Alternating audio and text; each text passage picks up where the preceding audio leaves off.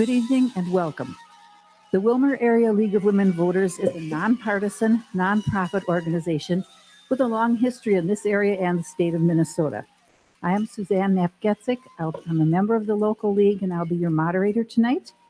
We are pleased to host this election forum featuring candidates for the Minnesota House of Representatives District 17A and 17B. Each candidate has 2 minutes for an opening statement, 1.5 minutes to answer each question, and a 1-minute closing at the end of the evening. Candidate Tim Miller will be joining us late and will enter the conversation with his turn at the next question in sequence. Now, let us greet the candidates and hear their 2-minute introductions. We'll start with you, Dave. Thank you, Suzanne, and thank you for the audience for being here tonight. I want to say what a privilege it is to be here at our first of many forums coming up, where myself and Ms. Flo can sit and talk about issues that are important to our area, our region, what's important to rural Minnesota. And I've been fortunate enough to sit on a lot of really good committees in St. Paul. I am just finishing my second term. Again, in the House of Representatives, we do 2-year terms, and so I've been able to serve for up to almost 4 years now. Really enjoyed it with Transportation Committee, Jobs and Energy Committee. I've been a vice chair on that.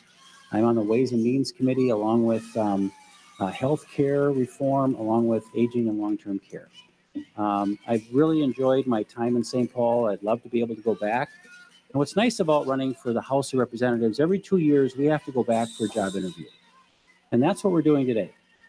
Hopefully we're able to educate voters about choices that we have and choices that you have to select someone to go and represent your seat in St. Paul. We represent about 40,000 people.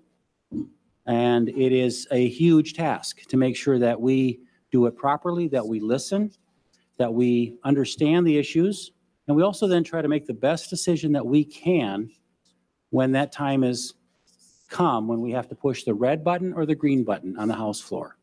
And there is no maybe button. It's either yes or no. And so tonight's a great opportunity to start this process, to make sure that our voters have an opportunity to learn who these people are and how we can best educate our voters about what we do know and what we don't know. And there's going to be times when candidates don't have an answer for a question. And I think that's okay. What I have learned over the last 3.5 years is that I've learned how to be a better listener and how I can make sure I will be your best representative in the future. So thank you. It's great to be here. Thank you. Would you mention your name too, please, when you introduce yourself? This is Dave Baker, Anita Flo, and Lyle Coonan. Anita. Thank you very much. It's a pleasure to be here, and I really appreciate the League of Women Voters for hosting this opportunity to learn about the candidates and make an informed decision about who most accurately represents the values that you have and that you want to see followed in the legislature. I know this area is such a concerned community. We take good care of our neighbors, we value honesty, and we value hard work.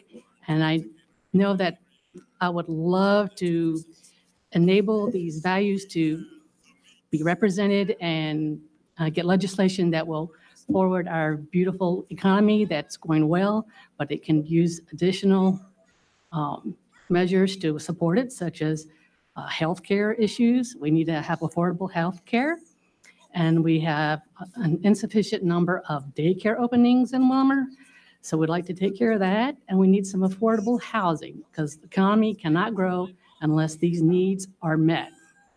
Now, I think you want to know a little bit about me since I'm new to the scene.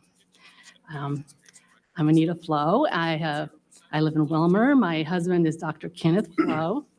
I have 2 adult children and 1 grandchild. I am proud to say that my daughter has followed in my footsteps, and she is also a mechanical engineer. And my son also is into mechanical things. He is a heavy equipment operator. So we love mechanical things, and the apple does not fall far from the tree. Now, you might be asking yourself, what can an engineer offer to this position? Well, engineers are valued for their problem-solving skills. They aren't hired for any particular skill set. When I went through college, I studied mostly calculus and things like that, but learned how to apply them in industry quickly when I was hired for just problem-solving skills. Thank you. Lyle.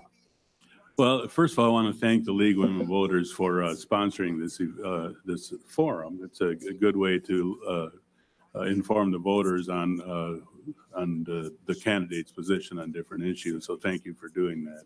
Also, thank you to everybody who's here and is showing interest in the election process and our democracy and our form of government. So thank you to all of you, and also to the folks who will be listening to this over the various media outlets. I appreciate that. A little bit about my background.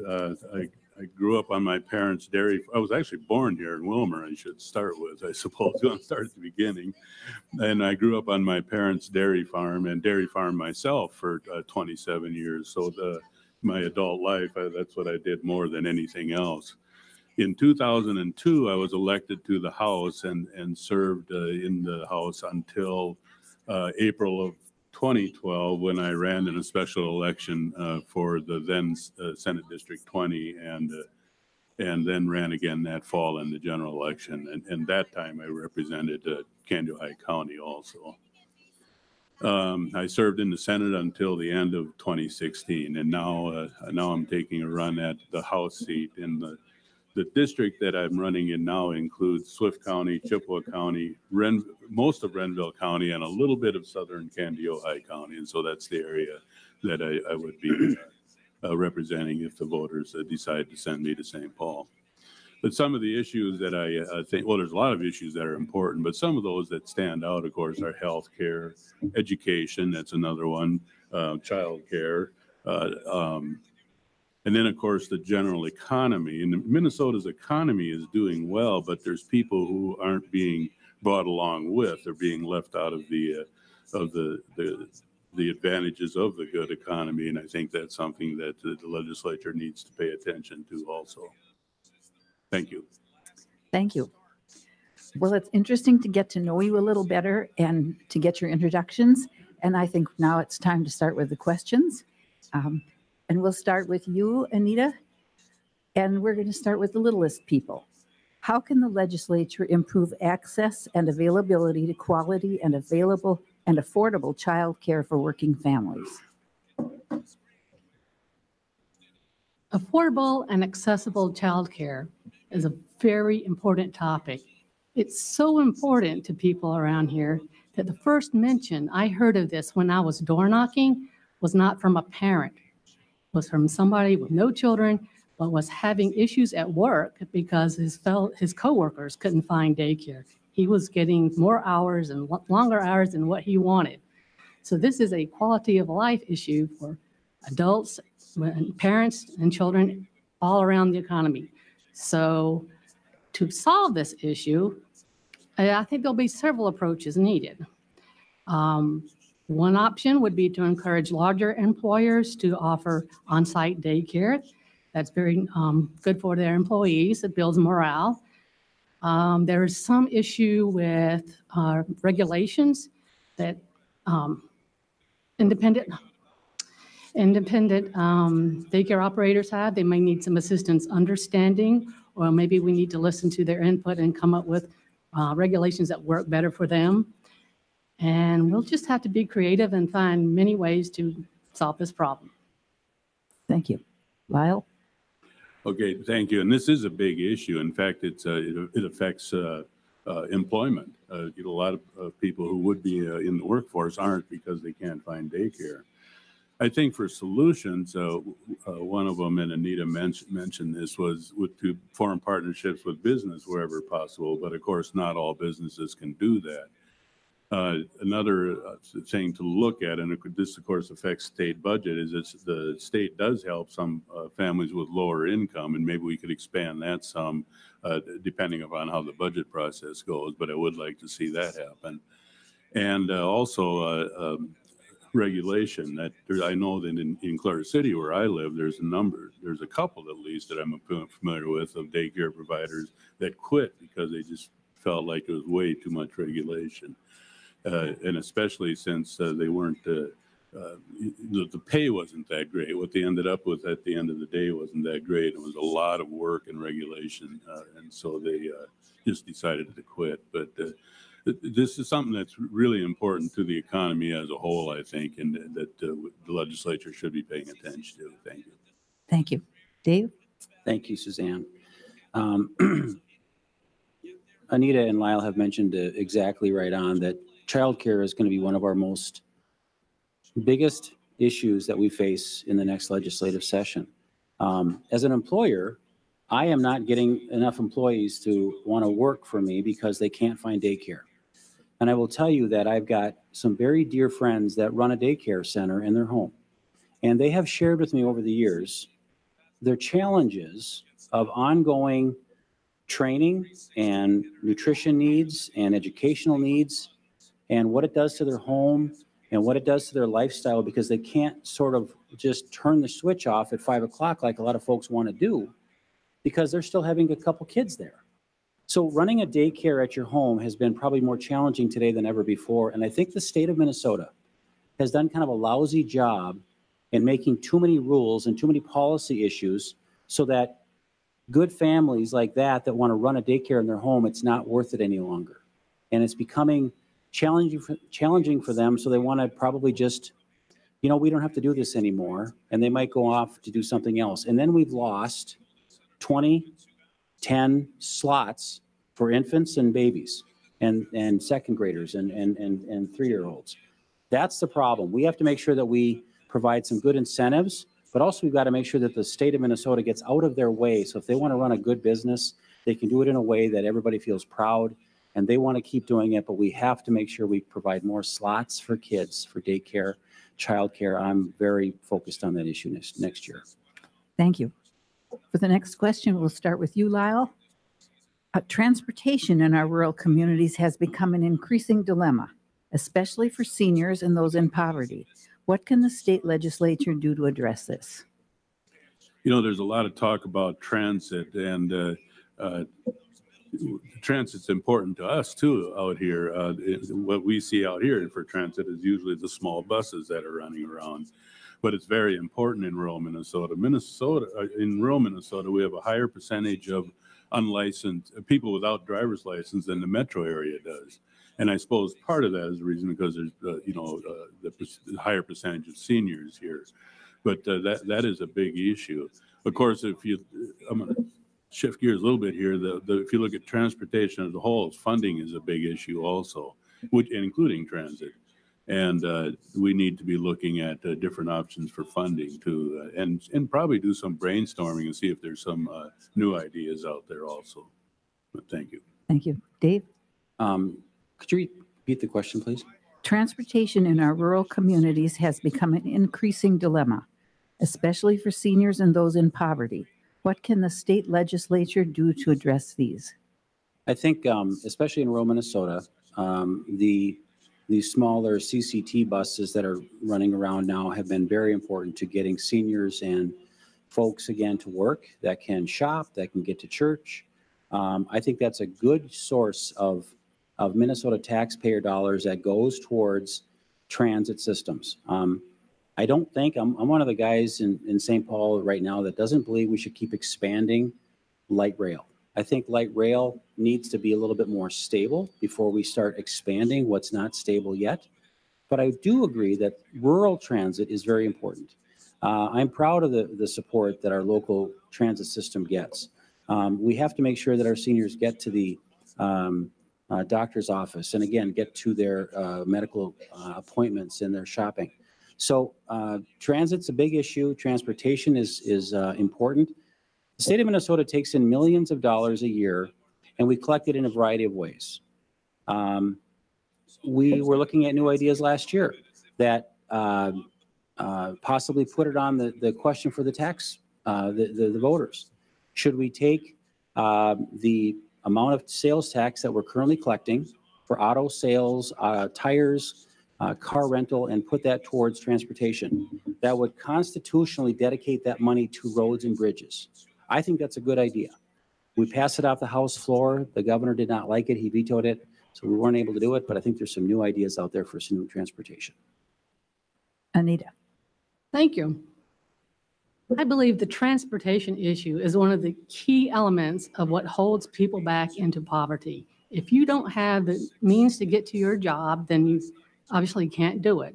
If you're relying on an older vehicle, one breakdown, and being late to your job a couple of times, you lose your job. So having an adequate public transportation means to get to work so that you can maybe earn the money for that first car is very important. I've learned some of the limitations of our current transportation for the elderly and disabled by personal experience this summer, unfortunately. I injured my foot. I was unable to drive for a couple of weeks, so I had to explore these options, and it was very limiting. I did want to have to wait an hour time slot for the van to come get me, another hour time slot to leave.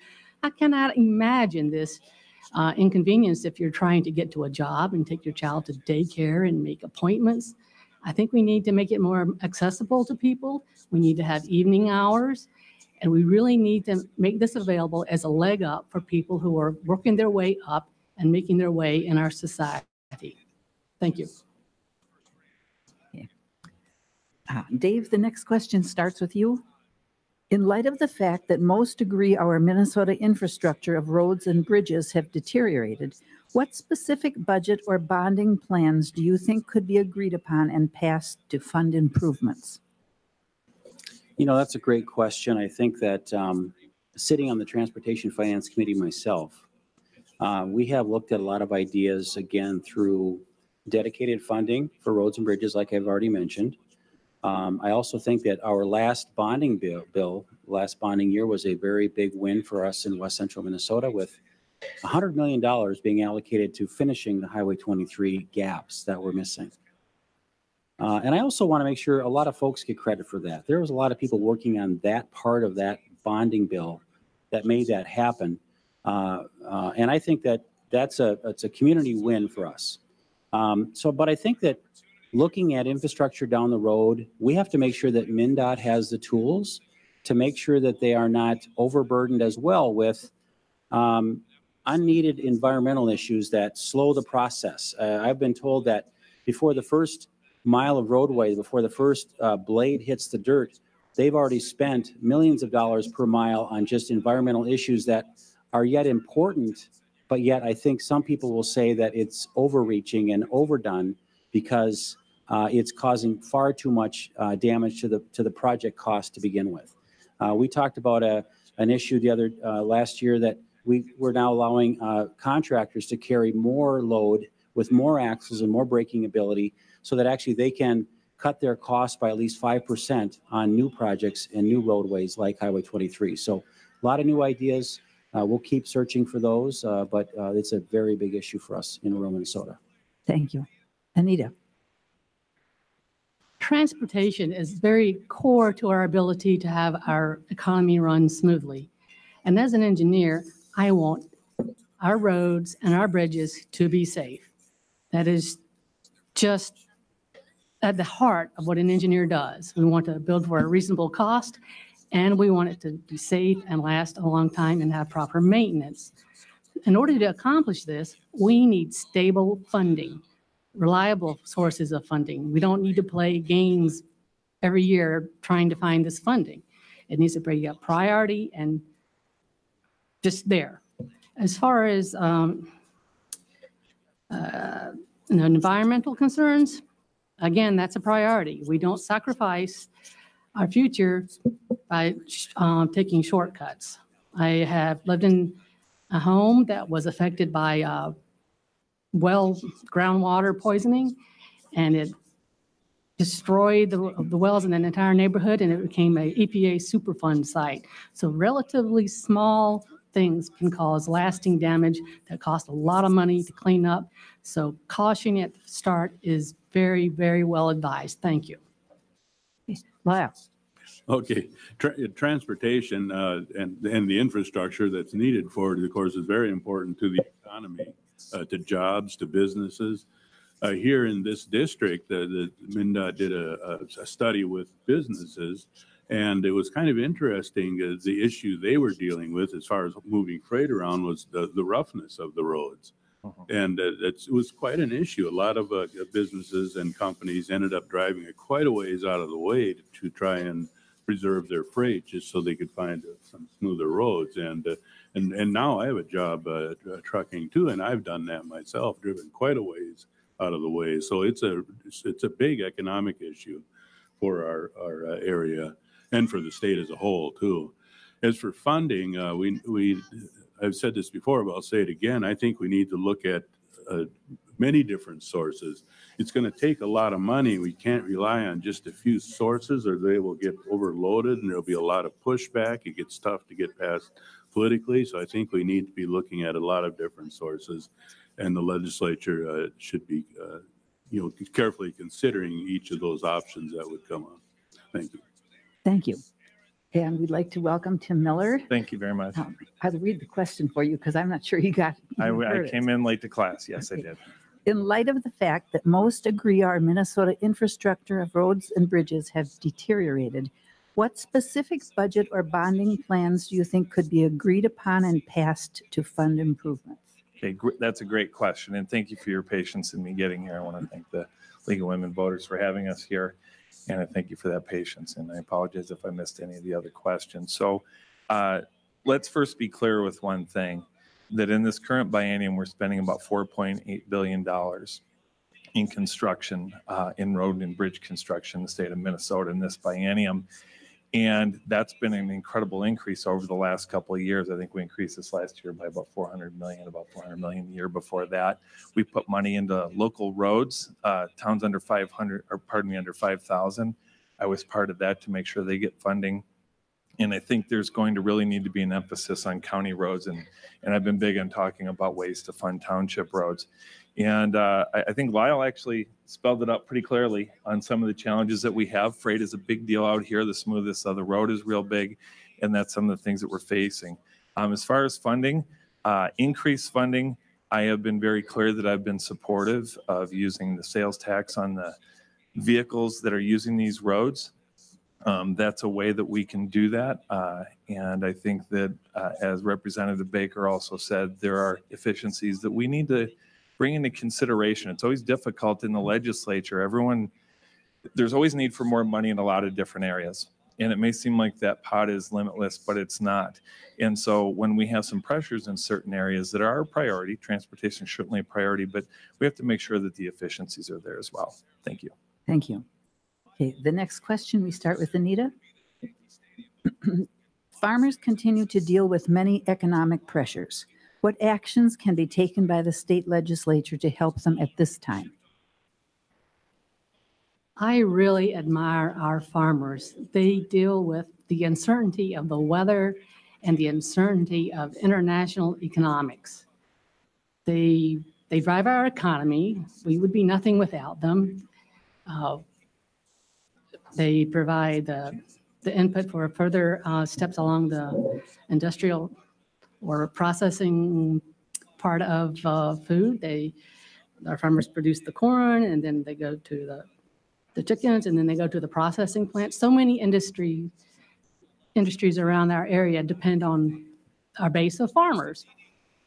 Now, how will I support them? Well, as small business people, they have a lot of the same needs that new businesses around town in New London and Wilmer have.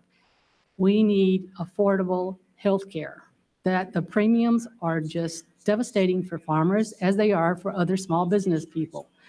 I would like to make it possible for farmers to afford good health care, and allowing buy into something like Minnesota Care would be good for farmers and would grow our economy and would allow people who start new businesses to grow their businesses and quit perhaps that day job that they have to have in order to have the insurance. I'd like to see them be able to go full-time to their dream job. Lyle? Well, this is near and dear to me since I farmed so many years myself, and of course my family still owns the farm, and my brother and I own a farm also, and so this is something that I deal with directly in my personal life. But crop prices, commodity prices have been low the last several years, and it puts a lot of stress on farmers. I've been reading and hearing lately that there's a lot of need for mental health services also, that the stress really puts a lot of pressure on farmers, and this is something that can really help a lot. So that mental health service and the counseling, those things. Also, the state has been involved in the past and still is to some degree with financial counseling too, to help farmers to figure out a budget and how to stay in business. And I think that's really important too. After all, that's what farmers want, is to stay in business. And well, like I mentioned, prices have been low for a number of years, and now with the trade negotiations going on, there's some increased nervousness too on what's going to happen with tariffs and whatnot. And so I'm hoping all of that works out okay. But Anita mentioned healthcare also, and the cost of healthcare, and farmers are like any self-employed or a small business operator, where they got into the market with the individual health plans, and those are the most expensive. So we need to look at that too. So in the event we don't get to healthcare later, I just want to say that I saw this problem. I went out and I drafted a bill that was signed by law into Governor Dayton that provides a healthcare option for farmers. The Ag Cooperative Health Plan has produced 40 Square and also Land O'Lakes. So that's been a really good thing, and I hope to do more in the future. But I agree with what everyone's saying about the mental stress, but I just wrote down my notes. We've had buffer law, we have fall nitrogen rules, we have ditch mowing. I think the big issue we have can be spelled into a story down in Renville County, where I had a couple farmers come out to me. Now, Renville County is blessed to have some of the best growing land in the state of Minnesota. And we have a Limbo Creek ditch system that just needs to be cleaned out. And for the past 6 years, they've been trying to clean it out. But 5 different state and federal government agencies have been bottlenecking this to where the land is flooding. A friend of mine has land out there that he has about 180, 190 acres that he's farming in it, and he can't use about 40 or 50 of it now. And every year it's growing. What we need to do to help farmers is we need to get government to stop controlling what they do so much. We need to allow them to farm their land. They know how to produce the crops. They know how to protect the land. They know how to protect the farmer. The state of Minnesota needs to get out of the way and allow them to produce the crops. Thank you. Dave. I think farmers are absolutely the backbone of our economy out here, especially in western Minnesota. When they do well, we all do well. I've had a lot of support from the farmer organizations over the years because I think they understand we're kind of in this together. I'm a small business. Some of those are small, some of them are large. They take a risk every day they wake up. They look at the weather today, how wet and cold it is. They are sitting here not able to harvest their crops because of just weather. But that's what we do as business people. We are risk takers. I think Representative Miller said it best, that the best thing the state can do is to make sure that we do everything we can do to keep their taxes low, to make sure that we don't take more land than we absolutely need to provide the buffer strips to make sure that our water stays clean. And I will tell you that farmers, above everybody else that has hundreds of thousands of acres in around the state of Minnesota, they don't want to waste a single drop of water from their wells. They don't want to waste a single drop of chemicals for their crops. They don't want to waste anything because they love our land better than anybody. So our farmers are good stewards of our land, and we need to make sure that the state of Minnesota does everything they can to step away and to encourage them, but don't get in the way. Don't create more rules and more things that just get it tougher for them.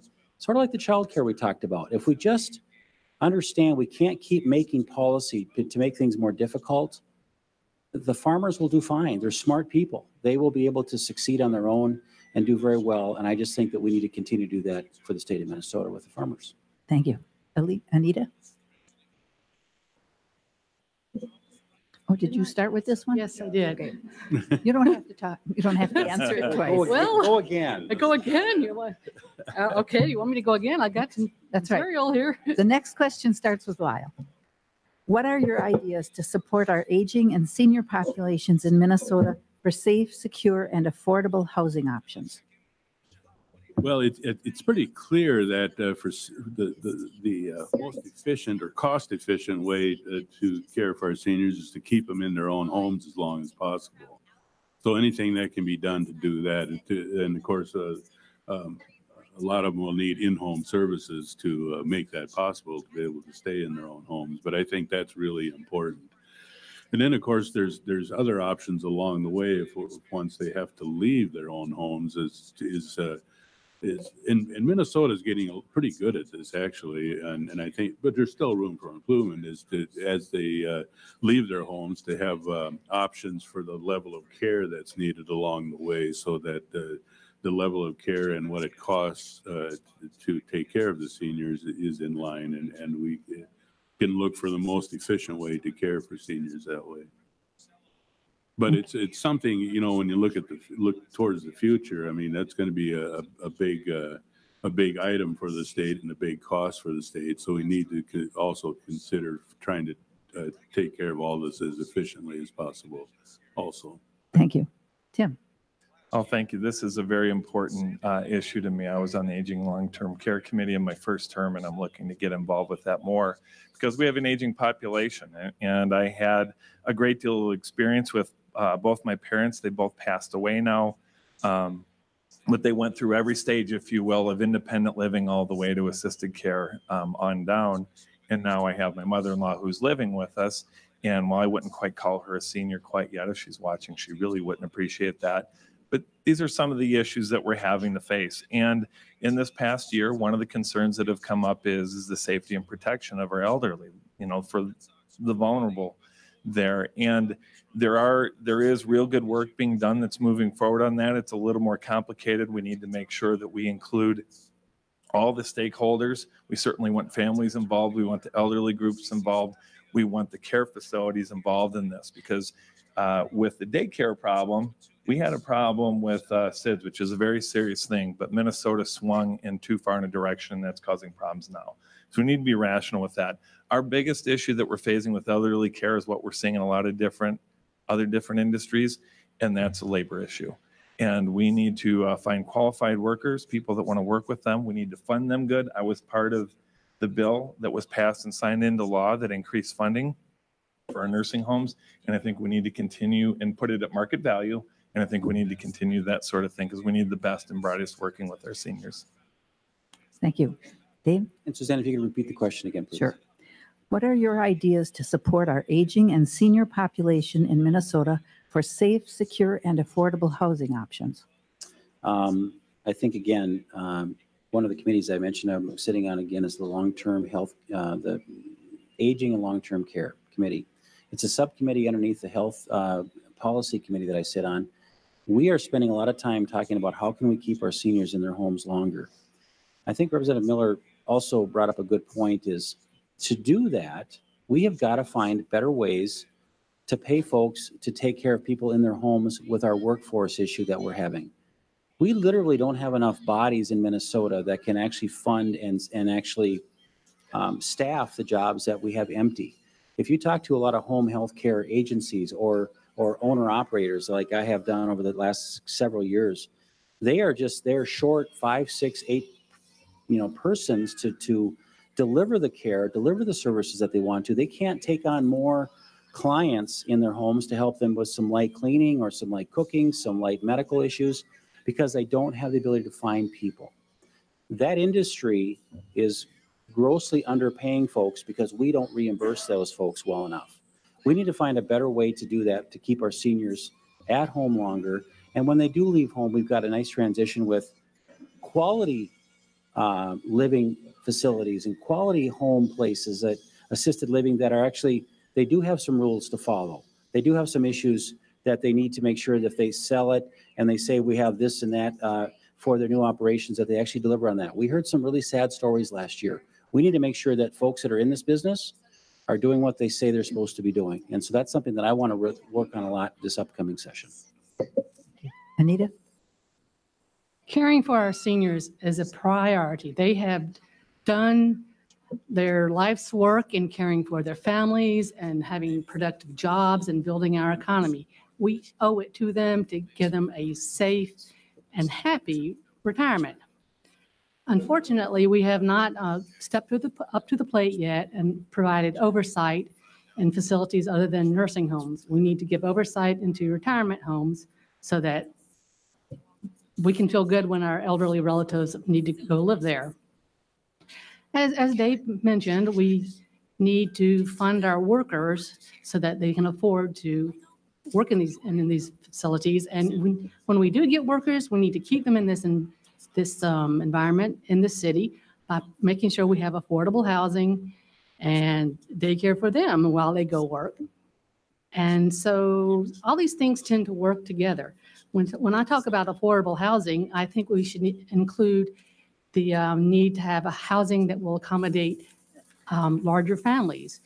We have the sandwich families that are raising their children and taking care of a senior family member, and they may need a 4-bedroom type of accommodation. So we need to keep our aging population in mind when we deal with other issues such as housing. Thank you. Thank you. Tim, the next question starts with you. Okay. Despite words in the Minnesota Constitution allowing only single subject bills, the last 2 legislative sessions have passed last-minute omnibus bills to do their work. In 2018, legislators were given 48 hours to read 948 pages. What will you do to alleviate this problem? Okay, and I will answer that question in a second, but after we finished up and after what Dave said, I have my wife in the audience who teaches the Certified Medical Assistant program at Ridgewater. And if I don't mention scope of practice and that CMAs can work in nursing homes, I won't be able to go home tonight. So, but this, I don't mean to make light of this. This is a very serious issue that I've been frustrated with. And when we talk about it being in the last 2 years, this is symptomatic of most sessions, not some, but most sessions. We kind of combined things together last year. We had this big omnibus bill, and we do need to get better at doing that. Our system of the deadline at the end of the year, when the governor will talk with us, when we set targets, House and Senate, all these things need to work better because we represent the people in Minnesota and they expect better. So I will certainly support. Really becomes a self-discipline. I don't know that there's things except for maybe rulemaking in the legislature that can pass, that can do stuff like this. But we all, both the executive branch and the legislative branch need to work together to resolve this issue because I don't like looking at a bill that has a bunch of things that I don't care for, but I have to vote for it because it has a bunch of things that I do care for. I think it's important to note that yes, there are big bills, but in the legislature, there are really nothing that come as a surprise. It may come as a surprise to some other people, but we do work hard to make sure that people are informed. I personally work very hard with individuals, to make sure they know what we're voting for, and I'll continue to do that. Thank you. Thank you. Dave? I'm so glad this question came up. This omnibus bill thing is something that I've really had a lot of heartburn over since I went there 4 years ago. I fought really hard last year to work to get my own standalone bill with opioids to get through the Minnesota House. And I really struggled because I was expecting that I had this clear pathway. I've been working hard with the right members on both sides of the aisle. I was working with the governor. And at the end of the day, omnibus bills get kind of wrapped in together because they start doing some horse trading. Here's why this happens. It's because of trust. People don't trust the executive branch to say what you're going to do because they really have some good items in this baby, but yet they want some things that they really need too that they know the governor would say no to. So the problem is if we can start establishing a better trust platform at the very beginning and continue that, and when you say you're going to do something, you do it, to me, omnibus bills will get better and smaller as they move along if we have a trust in the legislature along with the executive branch. What I have found is that when that doesn't exist, you start packaging things together because you try to get everything you can, and because if you sent up things that the governor liked, of course he's going to pass it. But when you start sending stuff up that you want and he doesn't like, of course he's not going to do it. We didn't have that trust level. So I hope going forward with the new governor, this will be a whole new day that we're going to see in Minnesota, that we won't have to be such large omnibus bills, but I'm a big fan of let's get rid of a lot of those things. There's still going to be some, but let's get rid of them and do a lot more single issue items on the House floor. That's my promise to my voters. Anita? Thank you very much. I think straightforward, transparent bills would be the best thing for our community. And I find it quite interesting that my Republican colleagues here are finding frustration with the omnibus bills that they constructed. The easy way for them to deal with that is to not go along with that because they're in charge. Their party put these things together. So I think what we need to do is go back to Minnesota values and a law that was on the books about bills cannot include lots of unrelated things. They're supposed to be focused on one topic. That appeals to me as an engineer. Then you can focus on that one topic, and then the governor can approve or veto like the governor is supposed to be able to do. That is the intent, and that's where I would like to go with this. So for fairness, transparency, and straightforwardness with this engineer, vote for me. Lyle? This is something that I've been seeing since my first session back in 2003. So it's not brand new. It's been there for, that many years for sure. And I suspect it was happening before that. And there's a couple of core things, well, maybe more than a couple, but there's a few things that always play into this, and it's human nature. And then the other thing is democracy can be kind of messy sometimes. But,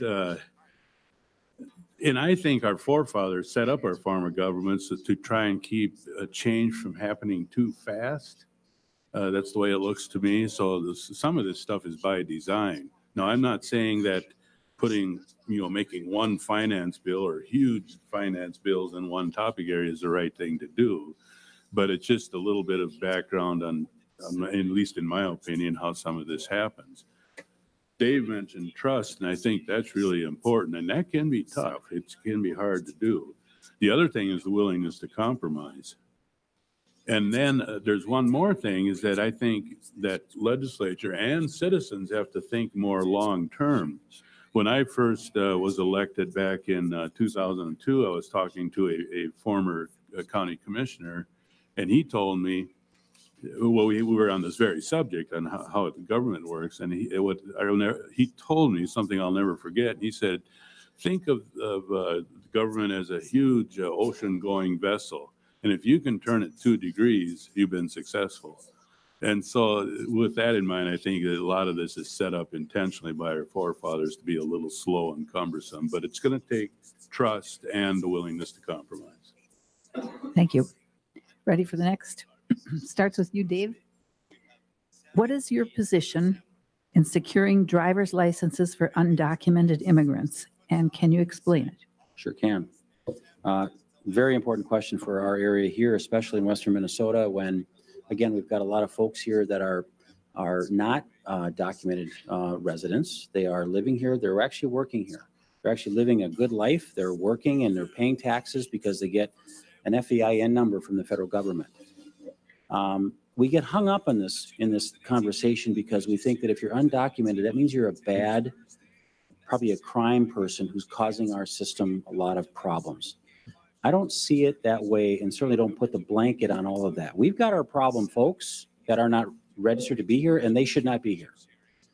But after listening to our local police department, our police sheriff, and our chief of police, we have unsafe roads, and I want to be able to have a permit, a document of some kind that we can train people to be able to drive safely, to be able to get insurance, to be able to drive safer with their family needs.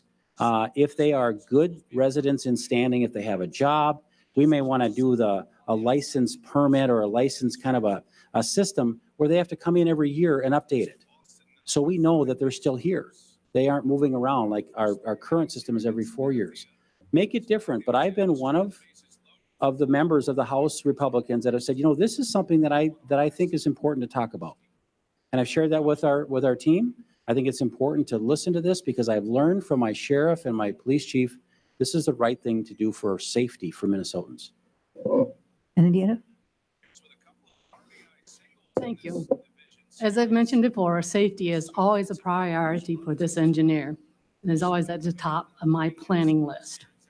So I definitely want to have our roads to be as safe as possible and to have people who are trained and have passed a certification test of some sort.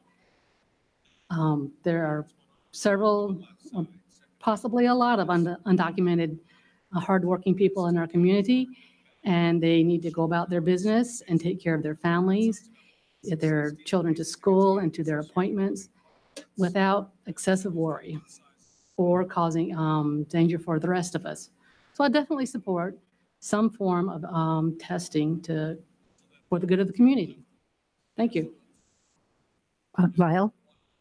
I support too, giving undocumented folks that are here some type of license, and you know, if it's something that's renewed every year, or you know, that's the kind of stuff we can sure look at. But I think for safety reasons, you know, when our kids, grandkids, and you know, great grandkids are out on the road, we want them to be safe. And you know, no matter what immigrants' language skills are, how good they are at speaking English, to pass the driver's test, they have to be able to read the road signs, and I think that's pretty important. So for safety, I definitely agree that this needs to happen.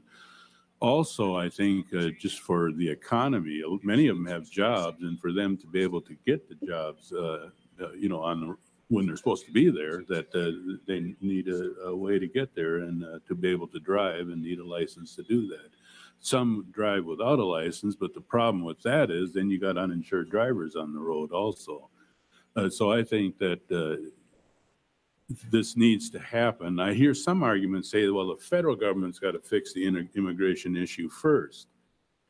I got a feeling that, at least, I hope I'm wrong now, but at least if you're looking at the past, that could be a long time yet. So I think that the states need to be more proactive, and Minnesota has to be more proactive and get this done. Thank you. Tim? Well, I think we need to take a step back from this specific question because this touches on a broader issue. This is part of immigration policy. We're talking most specifically about driver's licenses for undocumented workers, but listen to that phrase, driver's licenses for undocumented workers. So we have a mess that's been decades in the making.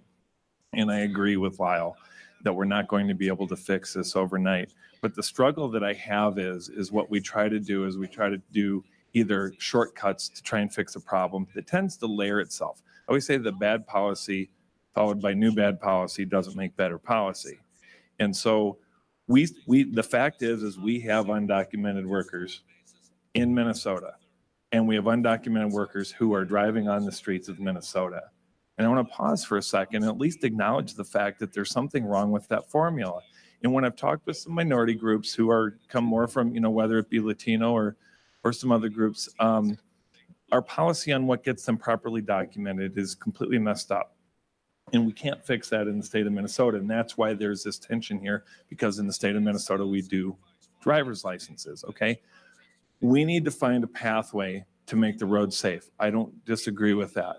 But to shortchange it by saying, well, let's just give them driver's licenses, I cannot accept that for multiple reasons that the clock is run out on. But that is just one bad policy followed after another, after another, after another of many decades. If we're going to fix this, we need to fix this the right way.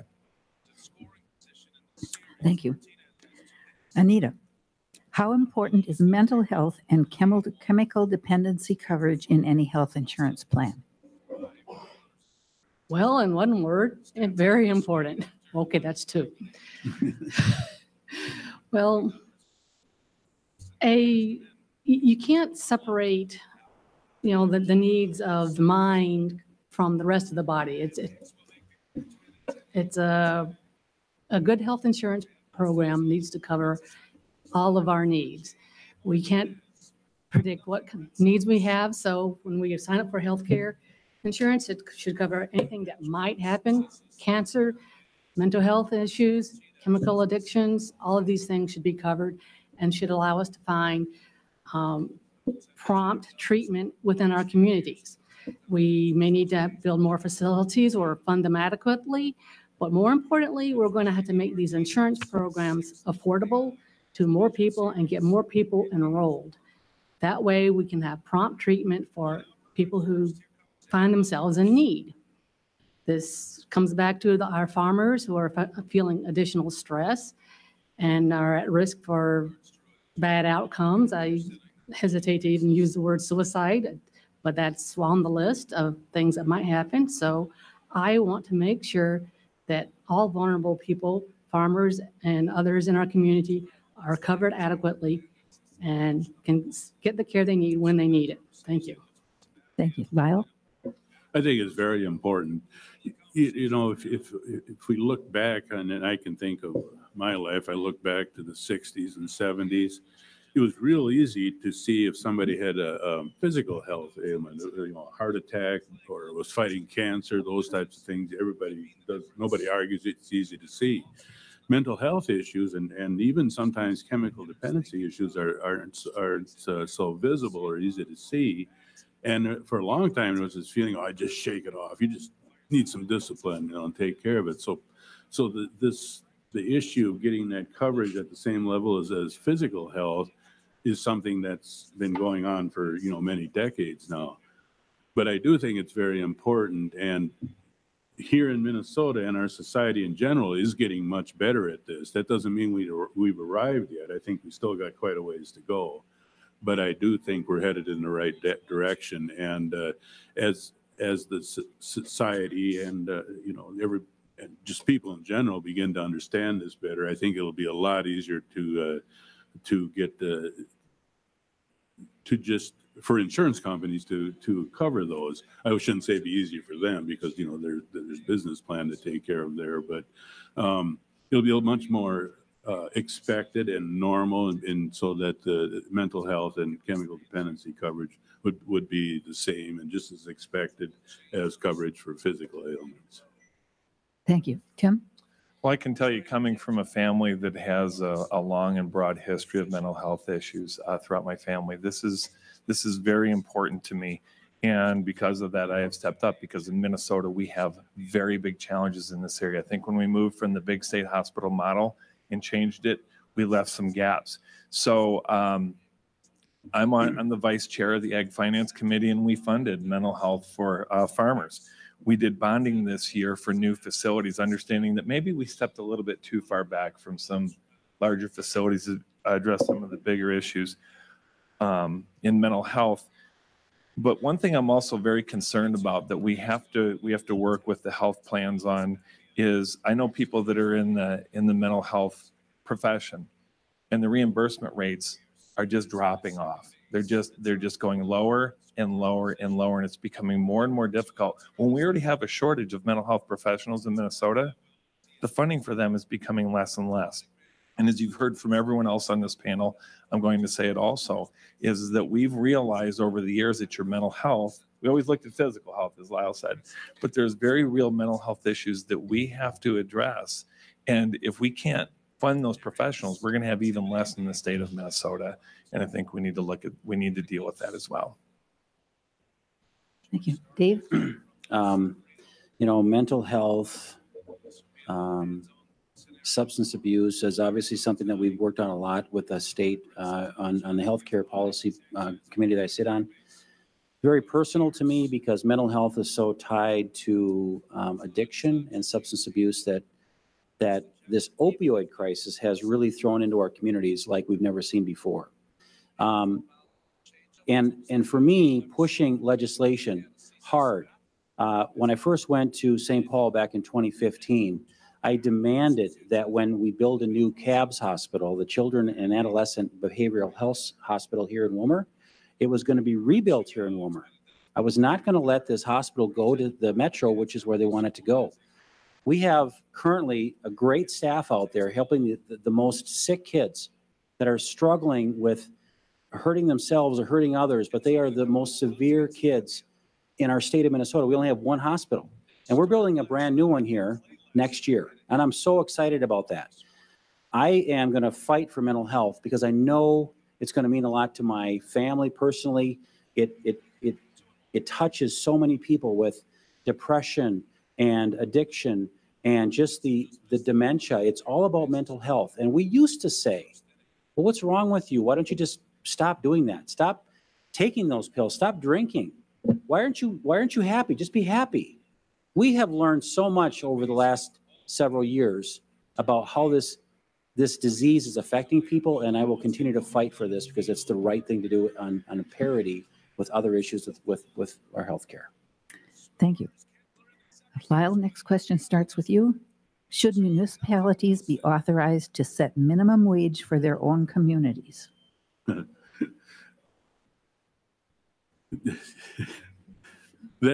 90 seconds. Yeah. Come on, let's go. I'm chuckling because the answer I'm going to give is that I think they should. But a few years back, I actually carried the bill that said they couldn't. So that's why I'm chuckling. But Okay. So what changed your mind? yeah, that's a good question. What changed my mind? Actually, I think it was just plain listening to people talk. And then, of course, the local control issue also. I think those are kind of what changed my mind. But you know, I also see the business side of this, that if you got a whole bunch of different rules within the state, that's quite a burden for businesses also. But as for now, my position is that I think municipalities should be able to do that. Having said that, I don't think some of the bigger ones have and could and will, but I don't think you'll see smaller municipalities doing that. Tim? Well, I've been pretty vocal on, first of all, I think the whole minimum wage issue kind of steers away from the real issues that we need to talk about wages in the state of Minnesota, but we have a minimum wage. So therefore, should we allow local municipalities to control that minimum wage? And the answer to me is very directly no. And the reason is when you play this scenario out and this community has this minimum wage. So I think Minneapolis-St. Paul either has or they plan to create a minimum wage, and then they tie it into what happens when people come in from outside. What are those employees at? Well, that has to be minimum wage. Well, what if a company has multiple franchise places? It raises so many different questions about who pays what, and it takes away from the fact that wages are based off of the market. Okay, I don't have a distrust of the market. I have a trust of a market as long as it isn't manipulated in some way, and this is certainly one of those things that'll happen. So it sounds good to be able to say, guess what? We're a community and we believe that it's important to pay people more money.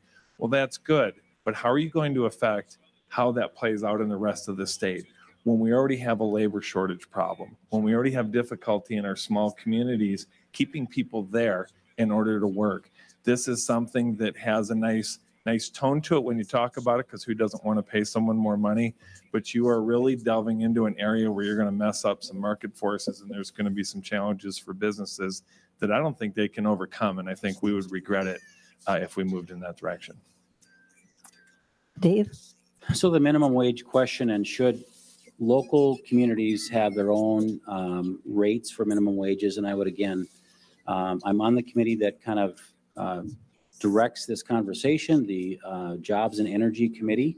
We talk about this, and I am absolutely opposed to allowing local communities to have their own rules when it comes to labor law. Now, it isn't just minimum wage. It's labor laws that also will go outside of the realm of how much do you want to pay people. I absolutely do not think the government should be in the role of telling me as an employer how much I should pay my employees. The market should dictate that. If I'm a lousy employer and I want to get by with paying my folks minimum wage all the time at $9.65 an hour, I won't have anybody working for me, because it's going to take more than just a nice employer and I have nice environment to work in. They need to have a job that they can actually rely on and take some money home. So the market demands that I pay them as much as I can without charging $20 for a hamburger in my restaurant. I can't do that. So it frightens me to think that governments think they're smarter than I am on running a restaurant, and they're not. So this is an issue that's important to me. I don't think a patchwork of this stuff around the state of Minnesota is a good idea. And I think people need to understand, if you push it to 15, well, why stop there? Why not go 20? Why not go 25? Because what is the point of stopping at a certain point? Let the employers and the market dictate what we can afford. As Tim mentioned, we have a worker shortage. We are not going to lose anybody we don't want to lose because we don't have enough of them to begin with. Thank you.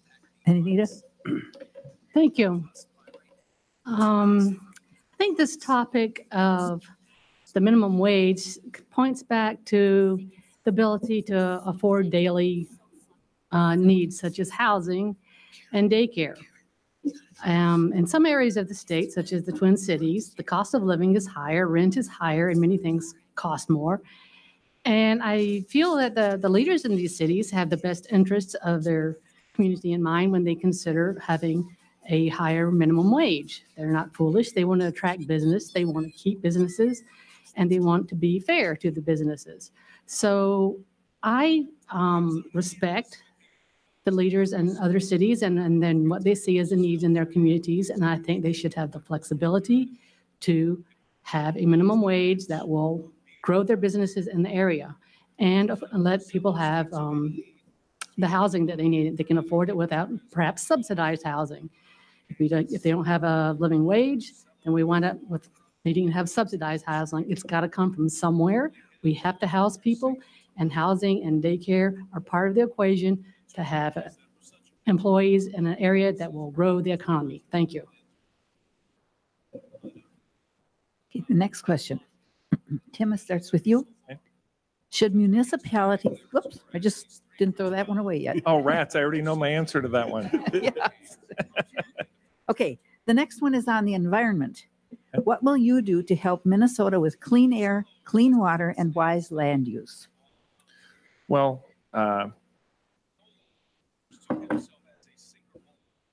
I think we have a real challenge right now in the state of Minnesota that there's a presumption that we don't have clean air, that we don't have clean water, and we have unwise land use. And this points to our farmers because they're the biggest landowners and they're the ones that are being attacked, if you will, on this issue. You know, that's where the buffers came in. We need to have clean water. I don't know a single person that doesn't want clean air, clean water, and wise land use. Okay, so we certainly need to make sure that we take care of bad operators. If they're doing something illegal, something that's breaking a law, then we certainly need to address that. But there's a train going by which is very distracting to someone with ADD, so I apologize for that. But anyway, very seriously, this is an issue. I want to be very clear that I want clean water, I want clean air, and I want wise land use, as the question specifically says. But we need to be very careful about how we are dictating to the people that take care of this land about how they do that. We need to base decisions off of science, and we have not been doing that. We need to do best management practices where there's some that we are doing that are very good, that people are listening to. But we need to work with the people that have this land and not dictate to them. I think that is causing a struggle, and it's building a presumption that they are guilty operators when not all of them are. Thank you. Dave? So the environment, again, is super important here to us in Minnesota with certainly well more than 10,000 lakes. And we have a lot of businesses that are needing good energy, and energy obviously burns carbon, which creates some issues with our air quality. I, like Tim, Representative Miller, I want clean air, clean water, and I will support reasonable legislation that continues that. What I want to make sure we also do is we have that balance. I think balance is that magical question we have to come up with in Minnesota that makes sure that the folks that understand environmental issues better and the folks that want to have the balance of good economy and growing jobs, that we can actually work together and get along and find the right place in this policy world. Again, there were farmers that I asked directly in my office when in St. Paul, are there folks here that could do a better job with their buffers because they had streams and ditches running through their areas? And they all said, you know, yeah, you're right. We can do a better job. So that buffer issue created a really good conversation about how we can do things better in Minnesota. It was already on the books. It was something that we should have been doing better of anyway. And I think it clarified some things. It took us a few years to get there. But I'm one who cares a lot about my quality of water and my air and the way we do business in Minnesota. In the hospitality business I come in, I need that for people to want to drive out to Spicer and spend time on Green Lake. That's important to me to make sure. I'm also very supportive of what they're doing with their AIS and support dollars to help out making sure that we're talking about these invasive species on lakes. So very supportive of that. Thank you. Anita? Thank you.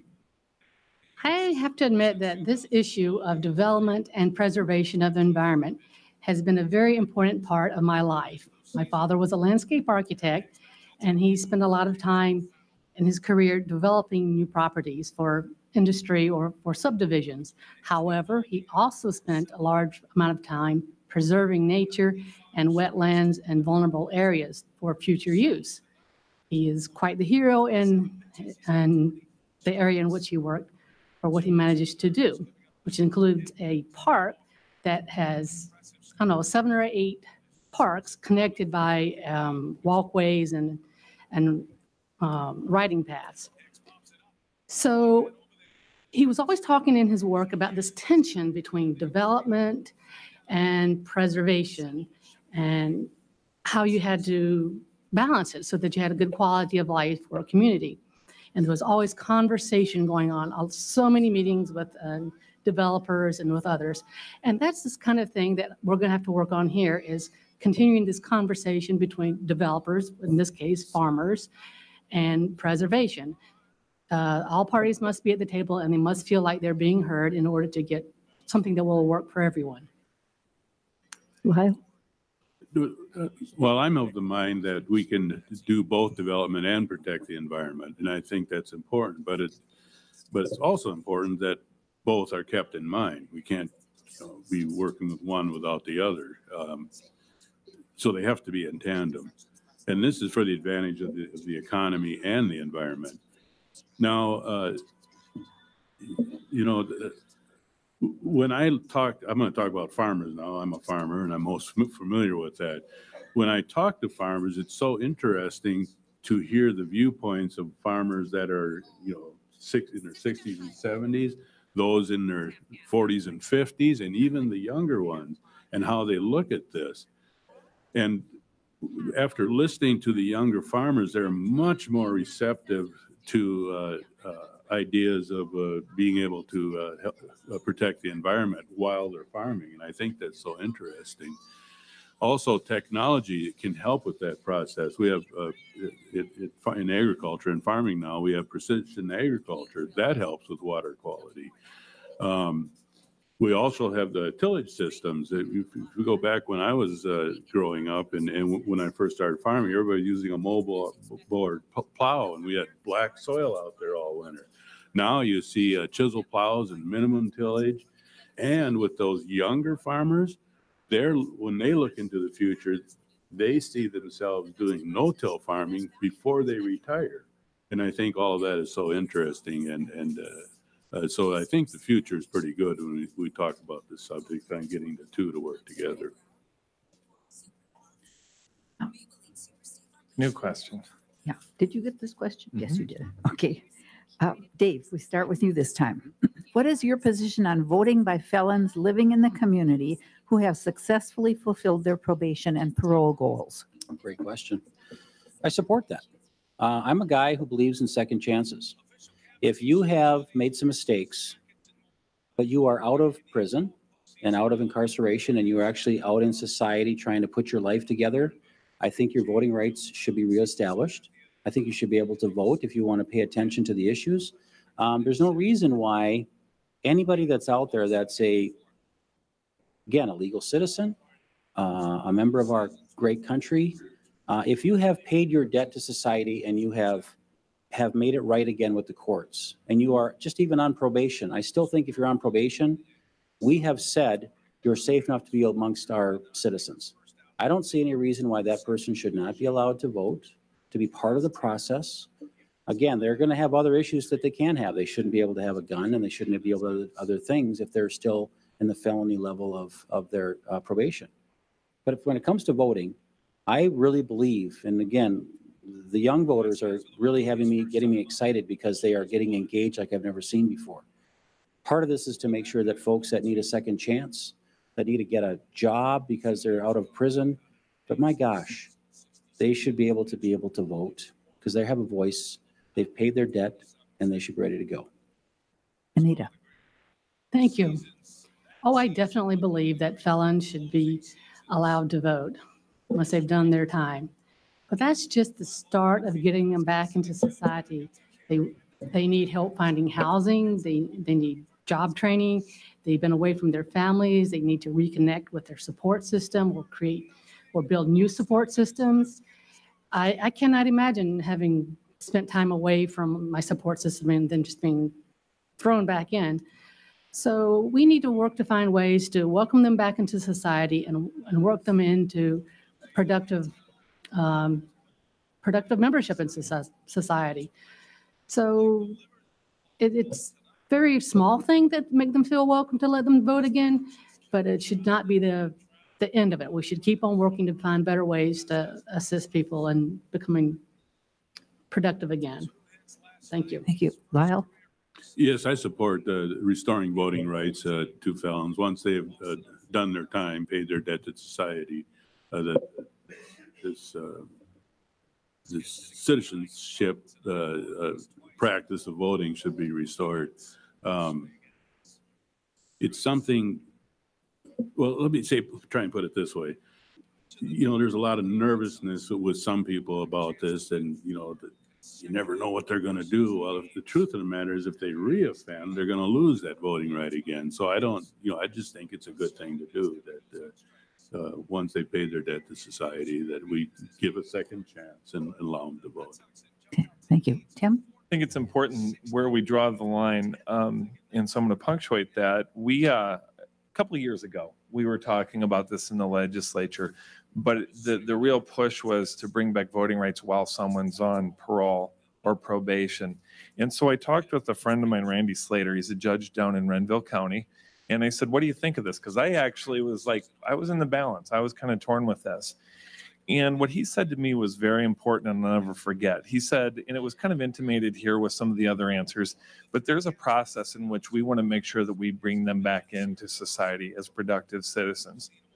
And it's very important that if there's a probationary period or there's a parole, that's part of the system. And because of that, he said during that part of the process right there, he would not support giving voting rights back because they're not fully back in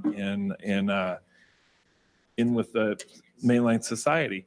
And so I can support that as well. So as the question was asked, after probation and after parole is over, should we restore the voting rights of these convicted felons? Yes, I can absolutely support that because we're trying to have a productive society. We're not trying to hold people down. There's some other issues in criminal justice that I think need to be looked at on questions similar to this.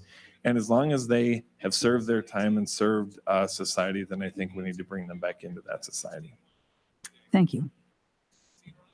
Anita, the first question is for you now. It's explain your position on requiring background checks for all gun purchasers, including auctions, individual sales, and online purchases.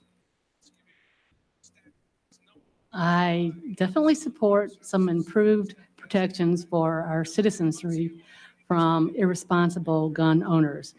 By having these expanded checks, we will weed out some of the bad apples. Can't get all of them that way, but we will get some of the known bad actors out of gun ownership. The issue with gun violence is very extreme. It causes a lot of worry amongst us, and we need to do whatever we can to protect ourselves, and that is very minimal. That is just one thing that we need to do. Should be expanded upon to remove guns from those who are a known threat to themselves or others also. Thank you. Lyle? Generally speaking, my approach to this is we need to enforce the laws we have and then see how they work. Once we do that, to see if there's some progress being made, if there's some good results that's happening because we actually enforce the laws we have.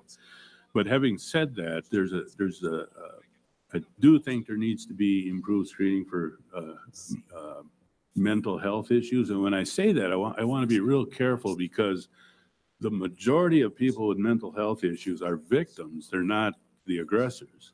And so we have to be real careful about how that's handled. But I think there is a way to screen for that, and that should be considered. And also, there's another group of people, and that's domestic abusers. They're showing that there's a really high rate of gun violence with this group. And so I think that if there's ever any issues with that needs to be looked at real closely also. Thank you. Tim? Well, I think Lyle stated it correctly that we need to follow the current laws.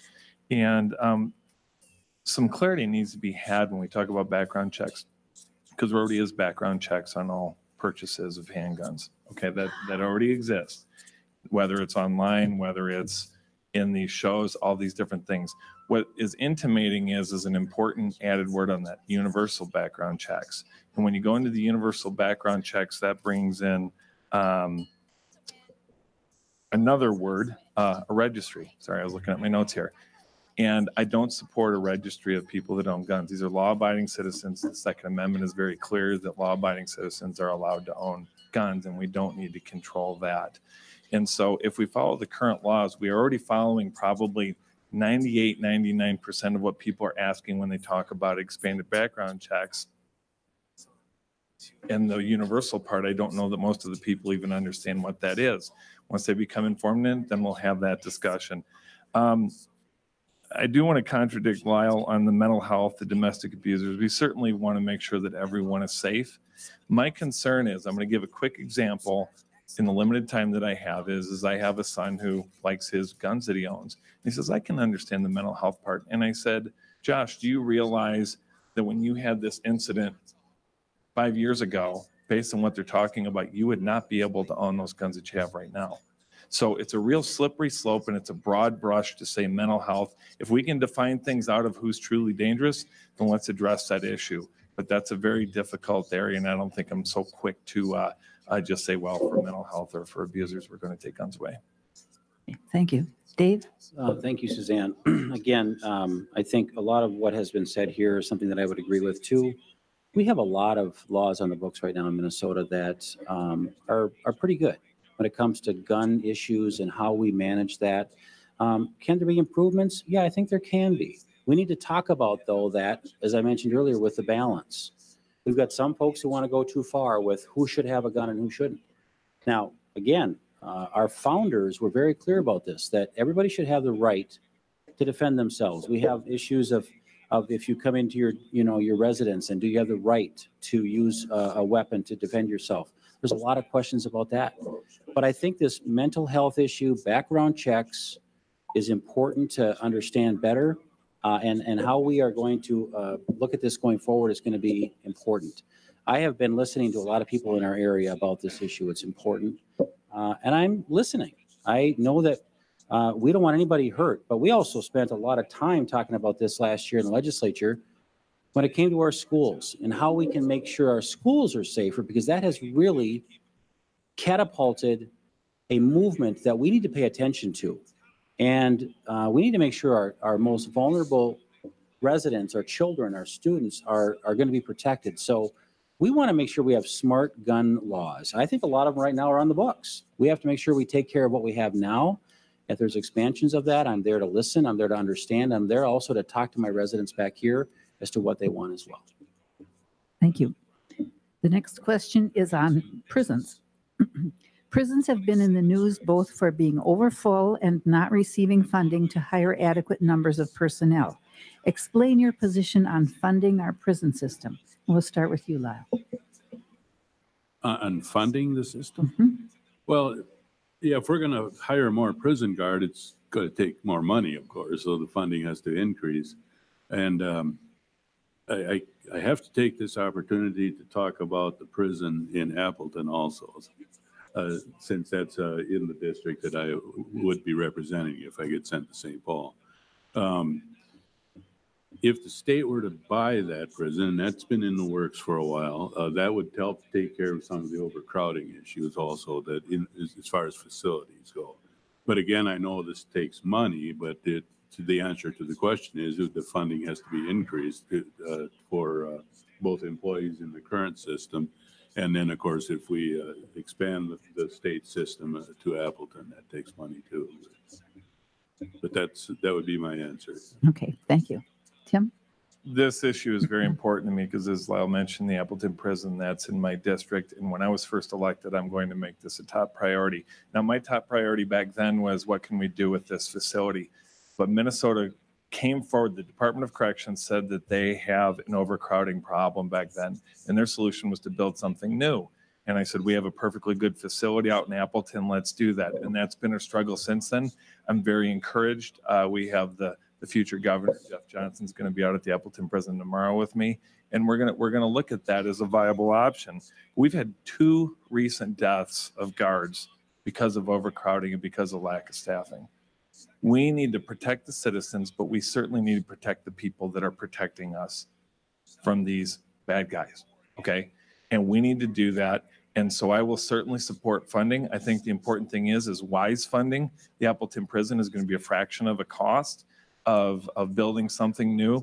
Minnesota has the lowest per capita inmate rate in the entire United States. We should be proud of that, okay?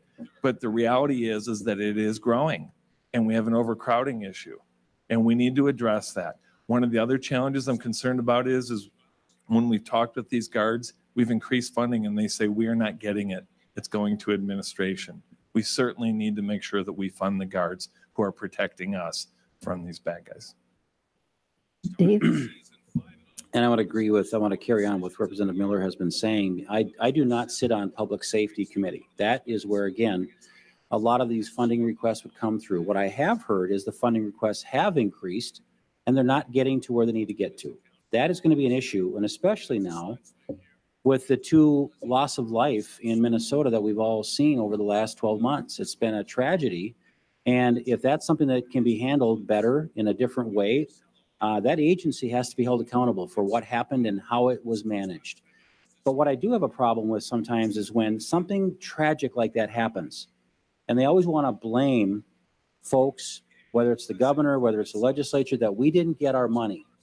You know, I only have so much money to work with in a business, and if I make mistakes and we lose customers because I didn't do it right, that's my fault. I can't blame it because I didn't raise my prices high enough. I didn't have the money to do it. In government, you have to make sure that the folks that are managing the money and managing the staff and the administration, they have to take responsibility for what happened as well. So I'm absolutely committed to listening and understanding what happened and how we can prevent it from happening again in the future. I'm sure there will be a lot of interest on this, and I'm very excited about what we can do better to protect our employees at these facilities. But I just want to make sure that money doesn't always solve everything. We have to make sure that we have good policy. What happened? If it's an expansion of another prison, maybe that's the answer. But I will go down to St. Paul and learn a whole lot more about how we can not let this happen again.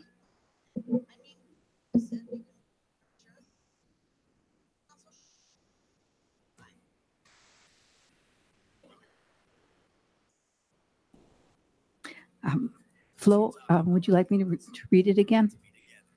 Sure. Okay, prisons have been in the news both for being overfull and not receiving funding to hire adequate numbers of personnel.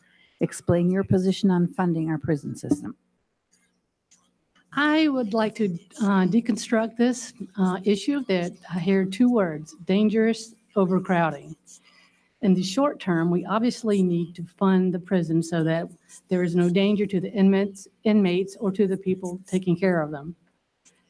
That is a short-term solution. The longer-term problem is the overcrowding situation. There's 2 solutions to overcrowding. You can just build more prisons and keep building them, but a more healthy approach would be to look into why we're having more prisoners and incarcerating people. Are there ways we can prevent this by having community programs that will better engage people and give young people something to do instead of finding mischief? I would like to take the long view and prevent our prisons from filling up in the first place and keep our incarceration rate low and make it go lower in time. Thank you. Thank you. The next question is on lobbyists and PACs. What are your thoughts on PACs, that's political action committees, special interest groups, and lobbyists? In your opinion, how do they affect the political process in Minnesota? And we'll start with you, Tim. Well, there's certainly PACs and lobbyists in the state of Minnesota, right? And I've really been educated in my 4 years in the legislature. You know, I went into the legislature and I looked at a lobbyist as someone to be mocked, someone that you don't trust. They're slimy, they're sleazy. And I can tell you that I think everyone, 3 of us have served, that by far and the majority of them, by far, I guess is the way that I should say that, are really decent people, and they help. They're part of the system. So I look at like the corn growers, for example. They have an understanding of their industry in a way that I can't possibly know everything about. So for them to be able to help me with a given agricultural issue, we want to be able to talk with them. You can talk about all these different people. Now, is there an influence of money through these organizations that can sometimes be unhealthy? Absolutely. But I can tell you, me personally, I've never been swayed by any sort of contribution that's been given to me through my campaign. I always kind of jokingly, but very seriously say, if my mind can be swayed off of $100 contribution, then you have bigger problems with me serving in the legislature. But I want you to be very clear that there is a role, okay? Not that I like all of them. There are some that I have run into that have not been forthright, just, but guess what? In any industry, they end up not making it and they end up being out. Okay. But they are part of the system. Thank you. We're getting kind of close to the end, and I want to be sure you have a minute to wrap up. Okay. So can you be kind of brief? Okay. Sure. Political action committees and lobbyists. Again, I rely on a lot of lobbyists to advise me on issues, good and bad. I quickly decipher who's good and who's not, and I won't work with a lobbyist that has ever misled me or made me look at it as something that wasn't a full picture. So I have figured that out pretty quick. Do I take political action committee donations? I do. I typically will get a $100 check from a group that might be a farmer bureau that might say, you know what, thank you for your work on this, Dave. Here's $100 to go buy some signs and some radio ads. Because you know what, we'd like to have you come back and help us again. As Representative Miller said, there's never been a time when a dollar bill or anything has ever swayed my opinion on anything. I fought the pharmaceutical political action committees hard last year, and we didn't get what we wanted, and I will continue to do that. I was up against a mammoth group of people that were throwing money at other people to give misleading information to my colleagues. So I get it. I know that there's 2 sides of this thing, but I'm also not ashamed to say I take some support from people that they have appreciated my help, and so I'll continue with that. Thank you. Thank you. Anita? I'll try to be brief. I value input from a variety of sources when it comes time to make a decision. I want to hear from political action committees or other special interest groups, and I want to hear from individuals who are affected by the proposal. And I want to find sources of information that are completely neutral and, good research-based places for information. So I will look at a variety of sources of information and base my decisions based on the bias that comes with the group. I will keep that in mind. And that's the end of it. Thank you. Lyle? Well, when it comes to lobbyists, there's good lobbyists and there's lobbyists that aren't so good. And after being there a while, you get to learn who to trust and who not to trust. And trust is the important thing. If you ever get led astray by a lobbyist, I can guarantee you'll never listen to that person again. So they pretty much self-eliminate. Mm-hmm. Lobbyists are also important to citizens because, and I'll use, because I'm a farmer or was a farmer, that I'll talk about that. Farm groups hire lobbyists because farmers can't be in St. Paul all the time, but they have a lobbyist there to watch what's going on and to be there to promote the interest that they have in legislation that may be taking place. As far as PAC money goes, at least within Minnesota, it's pretty much constrained, and it's not that much money. And I should add too that the PAC money, at least in my experience, PAC money I receive is from like-minded groups. So I can't say they're trying to persuade me to think in a different way, that it's like-minded groups where the money comes from. So thank you. Thank you. It has been interesting and informative. Thank you all for preparing well and for being helpful. And it's time for us to have a 1-minute closing from each of you. And the sequence brings it back around to you, Dave, and you get to go first. Great. Thank you again. I want to thank the League of Women Voters to have this great forum, this debate. I think it's a good way, again, as I mentioned earlier, that folks can see me and Anita sitting side by side and at least understand how we are similar and how we're different. And that's what we're supposed to be doing in these kind of things. What I'm super excited about is the number of young people that are in the audience tonight. The young voters this year will make a huge difference. And I think they are going to listen and understand the issues better than we've seen in the past. I want to thank them for stepping up. I think that they're engaged like we've never seen. And I hope they look at the issues as they are presented, and they look at the, and they do their homework. And I think they are better than I've ever seen before. So again, as I close tonight, it's been a great honor for me to serve. I'm looking forward to going back to St. Paul. And if I can serve again, I'd appreciate your support. Thank you so much. Thank you. Anita? I would very much love to serve this community. I see many strengths in our community, and I want to build on those strengths. My technique as an engineer, I learned in an industrial job I had. I was the only engineer there. As part of learning my job, I would go around to the different departments and say, well, how does engineering help you? What do you expect me to do? Because my boss had given me a 1-week introduction and left town. So pretty much that's what I expect to do as a legislator. Continue to stay in contact with everybody, talk to individuals, talk to groups, and have you just tell me what you expect me to do. What do you see your needs being? That's the only way I see that I can survive and meet the needs of the community. And that's just the way I am. That's how an engineer operates, with the values of honesty and efficiency and safety. Thank you. Thank you. Lyle? Well, once again, I'd like to thank the League of Women Voters for hosting this event. It's very helpful for the voters to get an idea on what each of us have on our minds, and so thanks for that. I think that the job of a state representative is to represent the district where they came from. Nowadays, that can be kind of tough because you have well, not so much in Minnesota, but you know, nationally, you can see some influences of special interests and big money. Minnesota, I believe, is pretty good on that, of not having that type of issue going on so much. But I think for our representative democracy to work is a two-way street. Citizens and the elected officials have to be in communication with each other, and that's when you get the best democracy. And so once again, I want to thank everybody who's here and the interest that you're showing in this process. Thank you. Tim? Well, I want to thank everyone for their time, and thank you, League of Women Voters, for your time and giving us this opportunity. It's been an absolute joy in serving 17A since I've been in office. My family sacrifices a great deal so that I can do this. It's hard work, but I can tell you it is satisfying. It is totally worth it. We've accomplished a lot in the last few years. We've been able to fund a veterans home in Montevideo that took 11 years of dedication of everyone out there. We're able to get that done.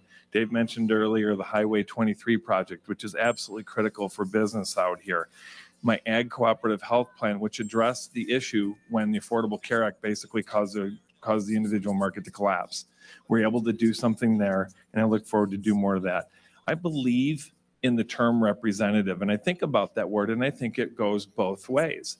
I think that I need to represent the people of my district in the state of Minnesota when I go to St. Paul, but government is a very big, complex beast, and it's very hard to understand, or it's frustrating when someone tries to make phone calls and they can't get that. I answer phone calls, emails. I've met on people's farmland. I think there's still more work to do, and I hope that I can gain the support of the people in the district so that I can do it. So thank you. Thank you. Thank you, all candidates. Thanks to the audience for coming tonight and to the volunteers from the League, and good evening. Thank you.